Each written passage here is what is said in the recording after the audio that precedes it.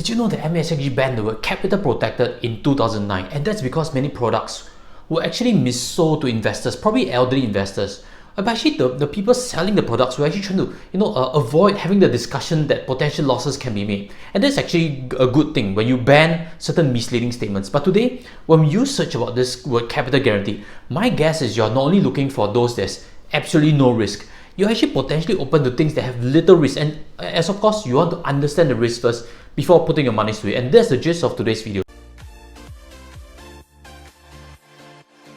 Hi guys, welcome back. Today I will share with you 8 ideas to get guaranteed interest, and then of course I'll put special attention to helping you understand where does the guarantee actually come from.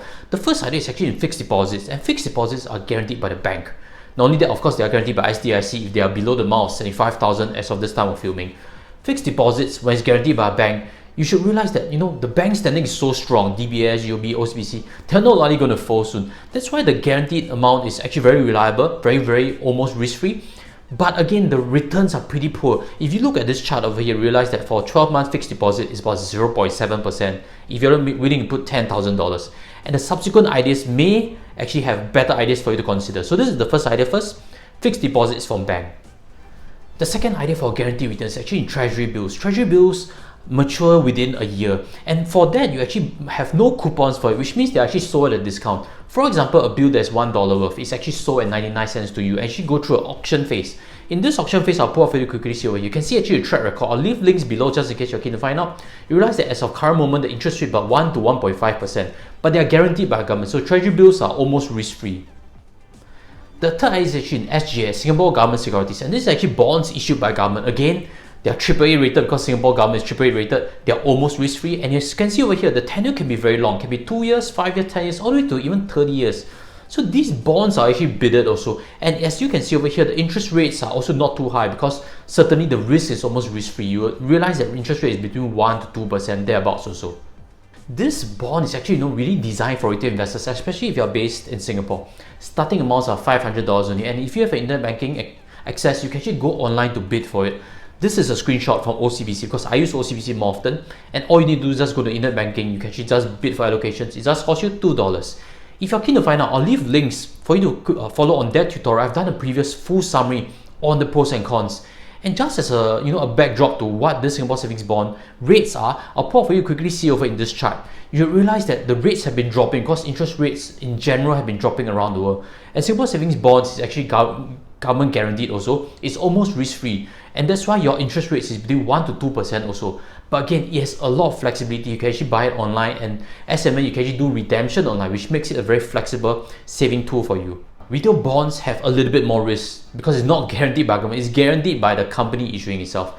That's why for retail bonds, it really depends on how strong the company's financial standings. I'll put for you quickly see in this snapshot. You realize the first name over there is SPL. SPL is actually a listed company in Singapore. They have a certain amount of property development, which means they have certain debt on their books, which means they are certainly higher risk than a Singapore government bond. On the other hand, if you look, there's Capital Mall Trust. Capital Mall Trust is a lot more stable financially. They are rated higher. That's why the interest rates are also low. I'll leave links below just in case you want to find out a little bit better on retail bond. But again, if you're not sure, speak to a qualified financial advisor on it.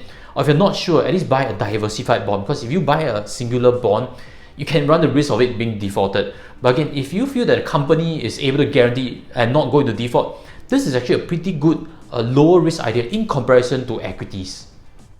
I actually have a bonus for you, which is the Extra 4 Retail PE Bond. I have a blog article on that explains on it whether it's suitable for your retirement. If you're interested, look for links below because that bond is certainly something interesting, and it actually offers quite a good rate of return. And if you're comfortable with Temasek being a parent company of it, that article will actually explain the whole dynamics of that, and follow that link over there to find a little bit better. And again, if you haven't already smashed the like button, I invite you to smash the like button so that more people can be more aware of the various options for low risk or guaranteed investment products.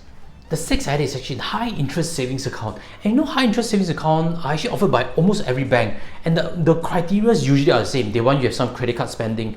They also want you to credit their salary. And that's a move that is pioneered, if I'm not wrong, by DBS, and all the banks actually copied that idea. I use the OCBC 360 myself, but I have a suggestion for you. In this blog post which I've done with my intern, I actually realized that the best possible high interest account for youngsters, millennials, from the age of 18 to 26 could be actually the Stanchart Jumpstart account. That account, I don't know, is going to offer for how long a period, because you may be viewing this video at a different point of time.